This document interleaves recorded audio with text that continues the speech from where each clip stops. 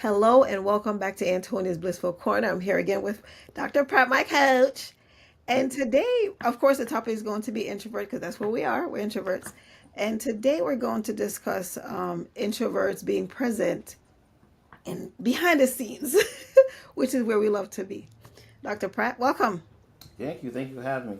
Yeah, I think that this is an interesting time because of a lot of attention on what your social media posts have been in the past, maybe where your alliances lie, um, personality differences, and pretty much, whether or not I want to say allegiance, but I don't necessarily think that it's people's allegiance. I think it's just your passion, where your passion has been, Hmm. now may be used against you. So I think introverts have a certain, we'll say, motif or a certain modus operandus. So we operate a certain way, which may make us appear to be present, but then you start to think about, well, Dr. Pratt really hasn't said how he feels about blank, blank, blank. Yes. I know he was in the conversation, but he never really expressed himself about how he really feels. Right. I will just maybe share what the New York Times says or Bloomberg says or MSNBC or CNN or Fox or I'll express someone else's opinion before I express my own opinion. Which Yes. is one tip. That's our first tip: is Yes. never give yourself away. Yes. Always share what others have said, and you're non-committal about the share. You may share what someone else said, but it doesn't necessarily say that I agree. It's just like, wow. Well, I did read so and so this morning. Yeah, that was wow. Yeah. I can so relate to that sentiment because I think for me, and I'm guessing other introverts also, we do that because we don't want to sound foolish because in our head it sounds right, but then we don't know what it's going to sound like when it escapes our lips. It And could be, so yeah. yeah, and then because it's easier to just say, "Oh, well, this is how Tom feels." And unless someone says, "Well, how do you feel, Antonia?" I'm not volunteering. Also, I think that it's a possibility that there may be interests who feel like me. It's none of your damn business. That too. like Yeah, how I cause think, how I feel, what I do with my family, especially depending on the state you live in, has nothing to do with this job or this me at the get grocery store or you know me at the HOA meeting. yeah, I, Yeah. I it's last week was National Introverts Week, and went to work on Monday, and on Tuesday I got up to go to work, and I got as far as Penn Station, New York, and then I was like, because my throat wasn't. I started to feel like tingly, and I came Okay. home. Okay. And when I think about my former self, I'd be like, "Hey, manager, I have a so and so, so I'm not coming in today." And I was like, "We're not doing that no more. Hmm. Less is more." And so I feel like I'm at a place now where it is more like mind your business. It's none of your business. Like I don't need your permission to do so and so, right? I'm at this space now where I realize that I don't have to divulge why I'm taking a day, right? So whether if I'm going on vacation, you ain't got to know where I'm going. People, because I realize that people say things like, "Hey, how was your weekend?" And I realized they don't care how my weekend was. They just want to share how their weekend was. So it's like, yeah. So I keep it very brief. Oh, it was great, and I keep going. It was great, and I keep going. But I do think though that, and especially since I've been in this space where I'm embracing my introvert and Hmm. allow myself to come outside of my comfort zone, I do recognize that it is important for us to use our voice. Um, of course, when it counts, like when we Hmm. need to, and with the right people. Hmm. Because I think that for me, there's been so many people who I've come across in life, whether in personal or professional. And when you think you might connect and you start to share, I don't share my personal, right? But any share is a share. Like even if it's, like a chit chat about what we Right. watched last night, right? And I don't know, I feel like as I grow older, I recognize that even that precious time where I'm exchanging how I feel about a certain person on television, Yes. I mean, I just want to share that with somebody that I connect with or no one at all. Because I don't know, it's just, I feel like it's just draining. Yeah, and also you may feel that sharing with someone that you care about or you choose to share with intentionally is more valuable. So I Yeah. think the value proposition that we're facing today is an interesting one, because people will use AI to, you know, create a letter. Your boss or whatever, someone asks you for your opinion. Some people will use ChatGPT to give their opinion, Yeah. and rather than their actual opinion, Claude.ai or ChatGPT in connection with Claude can really make your opinion sound wonderful. Whereas you may feel your own opinion itself isn't as valuable, we'll say, Mhm. depending on the opportunity to share that opinion. That said, to your point, with someone that you love, you care about, someone's opinions matters. Um, it definitely feels better to share with intention to that person to find out. Sometimes you're thinking, "Am I the only person thinking this? Is this a valid opinion? Like, am I way off in left field with this?"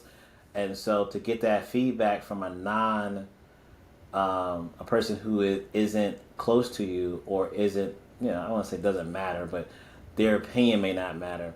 It feels false, which to some degree, social media has created this space where people are constantly giving their opinions. So therefore, a valuable opinions, someone, and I think this is a good point, for our audience in general, who may be non-introverts.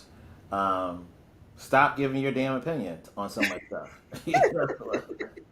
Unless Like, it's asked for.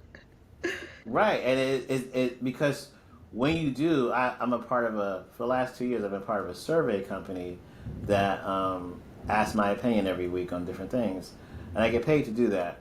But they they come up with different non-survey events like focus group or just one time we all watched the some award show together, and we for an hour and a half, and we were typing our opinions. um, and that was valuable because actually I paid 3 times as much what normally you get paid for doing a survey. But the point I'm making is that they asked me that because every time I take a survey, I give my opinion in a very specific what I bring to the table value. So I bring to the table years and years and years of working with black folks and demographics of black folks on social media. Mhm. And so I will bring up the issues that this particular product or this particular strategy or campaign may run into Black Twitter's face, or Mhm. fist. And so um, they know why and how and what my opinion matters. How they know how to monetize or put a value on my opinion because I give it to this entity that expects me to give their opinion, but Right. I make my opinion of value by not, if it's a crappy, I don't know, say White Castle campaign that is just, I'll just be like, nah, I'm not interested in that. And they're like, oh, Dr. Pratt, don't you? Nah, I don't eat White Castle. Mhm. Oh, okay, we understand. Mhm. It's just like, I'm not giving you my opinion on White Castle. My opinion's gonna be like, it sucks. It's like, Right. what's the point? You can have 15 other people who need the money that, can say it sucks. And then, Right.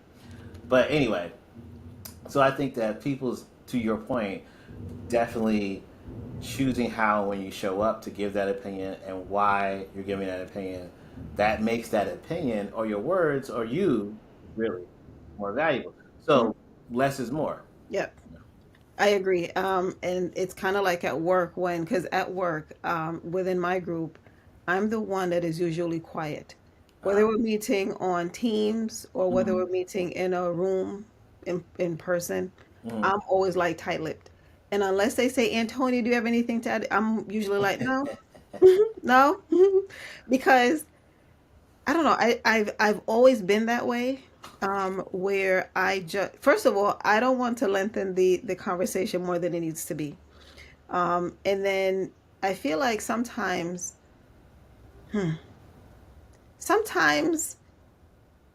especially like given today's climate, sometimes you realize that if I say something, if I say this thing that is a concern to me, will it even matter?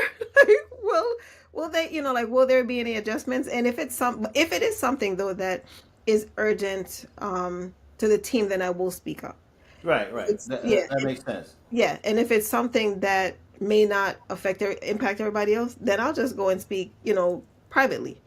Um, Right. but yeah, I'm usually like just tight-lipped. Because it's like, and then the energy. I mean, oftentimes I'm just sitting there like, can this hour end, please? Because I feel like sometimes we have meetings, and especially like at work, like I feel like we have meetings just to have meetings. Right.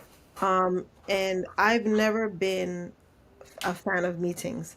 When years ago, when I used to manage a team, and when it came to month end close, and if somebody wanted to have a meeting, even if it was the CFO, I'd be like, no, my team is busy. It's month end close. We're not doing that because everyone, appreciates and respects the fact that our minutes are very limited. And Exactly. I don't know, like I just this whole idea of a meeting, like I used to be like, can you just email it? Like, can it be Yeah. like, do we really need to go into a room and sit as a group to uh Or schedule a time for all of us to be in front of a computer. And this is the thing, I think as more people feel licensed and agency over their time and their opinions, I think that in that space, you should be able to say, well, I'm going to be traveling or I'm going to be grocery shopping, so I'll type and I'll chime in, but I'm in the grocery store or whatever it is, or, I'm on a golf course. And I think that more as more people say how they want to show up and how they want to be seen and how they want to be heard, I think the norm will become is this okay versus just saying we're scheduling a meeting, so on. So, and like you said, if it's an emergency or if it's it's a mission critical thing, that's different. Or it's mhm. been on the schedule for like months, that's different. But to your point, I think that like because people will they'll take the email thread and go, we probably need to have a meeting about this. Like no, Right. You know what though? It's kind of like texting. I don't know. Communication for me is like meh. But well, I feel like if we're texting uh and huh, it's going on, then uh just get huh. on a call because I can't do Oh it. yeah, yeah, yeah, yeah. That part. You know Yeah, what I'm saying? yeah. So my first preference is to text. Hmm. But if I see that it's going on for longer than I care, because after a while my energy is like, I don't want to type anymore. Can we just get to the point? Yeah, yeah. And it's hard to it's weird. So as an introvert, sometimes I don't want to talk. So, but at the same time, I don't want to text. So it's one of those things where it's like I'll try to find a screenshot of something that expresses or the article. Sometimes what I'll do is I'll just screenshot articles, Yeah. screenshot, and so I'll send the person six screenshots, and they'll be like, "Oh wow, thank you." They're like, "Yeah, no problem." Like, and I didn't answer their question. I just Right. sent the screenshot. And answered their question. Like back and forth. To your point, back and forth. So It's now if you have a question, you can you can phrase your question based on the information in the article, or the screenshot, or what have you, and then I mhm, can just answer that. yeah. Very recently, I called because I'm in a habit now of if someone who I care about crossed my mind enough times, then I'll just send them a little text and say, "Hey, just want to say, hey, you Yep. ran across my mind, so just Yep. checking in." So I did that, and then about an hour later, my phone rang, and I looked at the phone. I'm like, "Why are they calling me with a text? Just respond in text." I didn't answer. I did not. I did not. And I said to my mom, I'm like, "Why are they calling me?" And I don't think that if people who are not introverted could never really appreciate us and our requirements. Because I think that no matter how much we say it, I think sometimes people who are not introverted or understand might think that we're being rude. But the reality of it is, if I had a heavy day, I'm not trying to get on the phone. Yeah.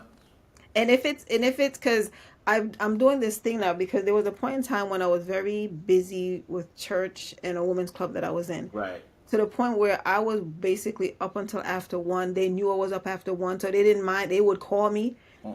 And after a while, I was like, yeah, we're not doing this, because my thing is, y'all retired. I'm not. And so I That decided to part. make, yeah, I decided to make office hours. And Yes. so Yes. I decided to stop answering my phone after 9 p.m. I don't care. I Right. didn't care who it was, because that was my way of taking my time back. Yeah, Right. and you have to have recharge. Boundaries. Yep.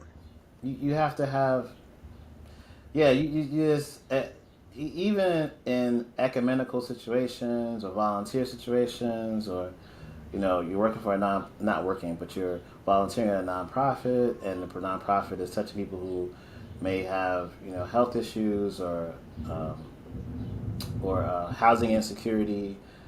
Those are dire situations.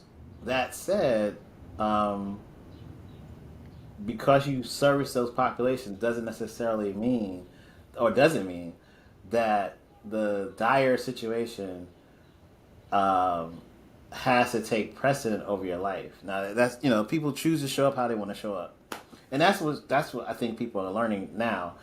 Introverts, I take it a little bit differently with introvertism, probably because I never really saw people push back in my life, push back about you know not showing up or not coming to a party, or Hmm. so I didn't really have that issue. So I grew up thinking that that was norm.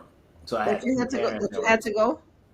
no, That that you had. that you could choose not to go. Oh, oh no. Okay. Right. So I had a dad that was introverted, and so I guess my mother she wasn't really about the outside life. I guess to some degree she was an introvert. She was an extrovert introvert, because people Hmm. thought she was super gregarious and everything, but she was a private person.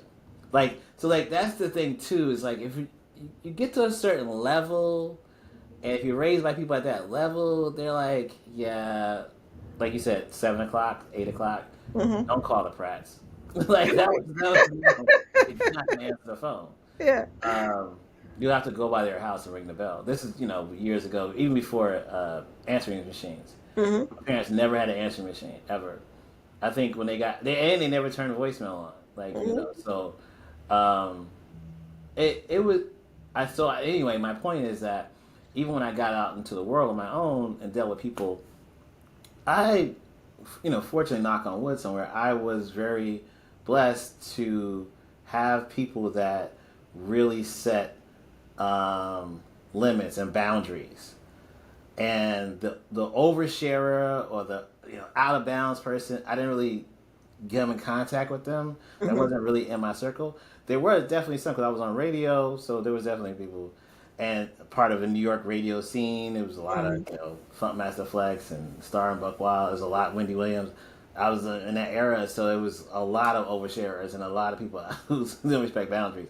That said, MySpace and the people I circulated around, we all had boundaries. So it's interesting what you're saying, because I was thinking like, um, I I don't know the other way, except now with social media, Yeah. of where somebody is like, "Yo, I called you last night at 2 o'clock in the morning, and nobody answered." That's not this wasn't ever a thing.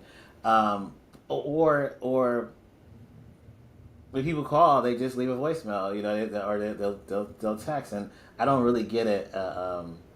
a urgent text per se. Hmm. So I think it's interesting. I wonder intentionally if you look at creating a space for your kids, creating a space for the person you love, and giving them that same um, license and agency to say there are boundaries that the outside world needs to respect, and we're going to, as long as I'm in love with you or we're together or what have you, Hmm.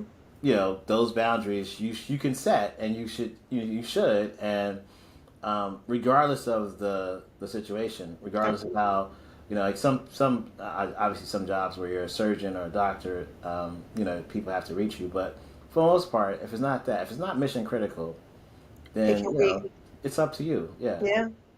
I agree. So my situation was different. Being West Indian and coming from a large family, there were always gatherings.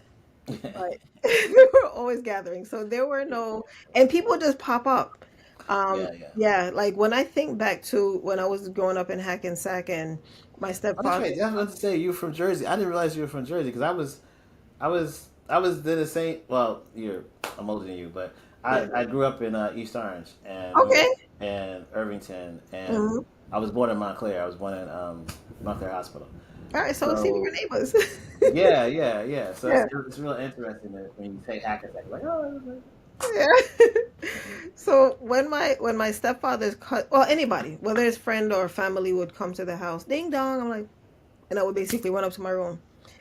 Um, but if we were they going would to call you down. Come on, I tell you, come on no, down. no, and if it was dinner time, I would miss dinner. Oh, Yeah. wow.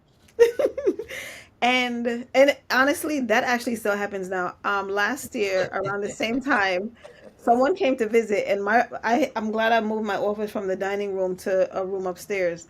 And I got a text. Someone texted me from downstairs to say, "Oh, someone's here. So and so is here visiting." I was like, "Oh, okay, say hi." I didn't go down. Right, right, Um, right. Watch this. and because you know what, I'm setting boundaries and I'm giving myself permission to do what feels right to me. Whatever. Right? There were times Yeah, when people would just pop up, or I would come home from work and people are here, and I don't think anyone could really appreciate how annoying that is, right? And and now that I'm an adult, because I was an adult then, but I'm an adult with my voice now, right? So yeah. I can say when. So so And you you, should say when. yeah, That's absolutely. And I right. and I so because the reality of it is when the whole so growing up, we would go to family functions, and I feel like I used to always gravitate towards the older people with my book. I was always basically with the older folks with my book. Sometimes I might be outside with the kids because the elders will be like, "Go outside, go outside." And, we'll just go. Um, but as growing up, I realized that I prefer to be in the company of the older folks. Well, one, they're not talking to you, so you don't have to worry about talking. And if they are talking, it's something, like whatever. Like sometimes they're just venting, and you don't know. Okay, yeah, it's not a conversation where you exchange because you don't have the same experience or you don't even know. But as it pertains to the church and the club, I was telling a church sister couple yesterday that I felt like I was giving myself away to everybody, like all of my time, and it was draining, right? Because Yep. I have a lot of gifts that God has given me, Right. and people were tapping in. Yep. And I was grateful that COVID came because I was able to put a stop to it all. Yeah. And so, I mean, even the club, like I loved this community. It's a Black professional women's club, but it was really taking a lot of my time. And how I ended up stopping was during COVID. I was basically the webmaster for my local club and a district club, and basically like just helping out here and there. And one Saturday, my mother said to me, she kissed her teeth and she was like, "Oh my God, I can't be bothered." And I was like, "Well, what happened?" Me and my perky self. And she was like, "Every weekend, club, club, club, club, club, club." And I laughed and I said, "No, that's not true." And when I thought about it, I was like, "Oh my gosh." And I was like, "No, this got." Well, that's what people. Yes, that's what these extracurricular activities has become Well, so I was going to ask you about the club just real quick about to say, some sometimes I complain about our associations in our community because I feel like they only meet once a month. So Mhm. how were your meetings? Were your meetings once a month, or were there weekly meetings, or there was activities besides the weekly meetings? And That's it. So so our and then especially like during COVID, we met. Well, my local club met once a month. okay, But we had events, and when you're doing it via Zoom, it's very techy, and I was the most techy person there, so uh, I was responsible for a lot of you were things. everything. You were Yeah, everything. right. And then because it's a club that has a lot of older women who are not tech savvy, then we were at some of us who were tech Yeah, savvy yeah, yeah, were asked to help out there and here and there. yeah. So therefore, I was basically like just being stretched. But now that I'm here, I realize that it was because I was allowing it, right? Because even though in the back of my brain I was saying, no, I gotta sleep, or no, I don't want to do this, I wouldn't allow myself to say no, right? Because I just felt like saying no. I felt bad, and Yeah. now I say no with no, without explanation. But I mean, for me, when my mother said that to me, and I laughed, and I was like, no, that's not true. And I thought about it, and I said, because just what you just said was, not only is it my local club, but every Saturday I'm basically running Zoom for someone, right, for some other club. And then I realized, I said, I'm blessed to have my mom living with me. And I don't want it to be that when she closes her eyes, I'm going to say, oh my gosh, I spent all my Right, time, helping right, everybody else, right. because, we want to, do our civic duty and basically volunteer our time. But I was doing too much. I was doing way too much. So I'm grateful that God brought me back to this place now where I'm comfortable saying no, and just taking back my time.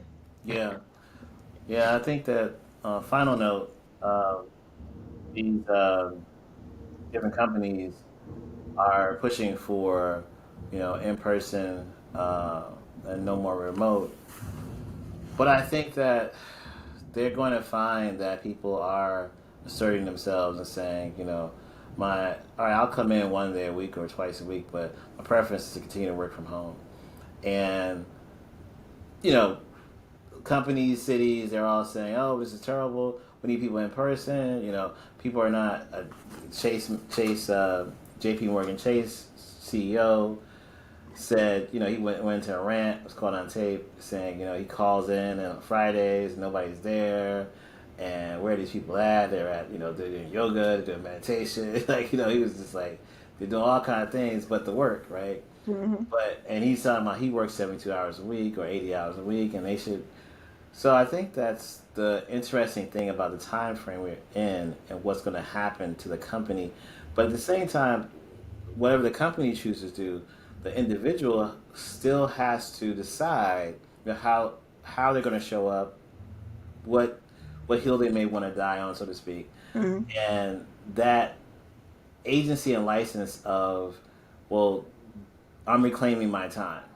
This right here is my time. That 9 to 5 is your time. Okay, so but I'm reclaiming my time, and I think that whatever in 2030, whatever is emerging as the corporate structure or the business entity is going to be something that is, they call it hybrid now, but I think it's also going to be, I call it moderation, balance rather. Yeah. It's not too much over here, and it's not too much over there.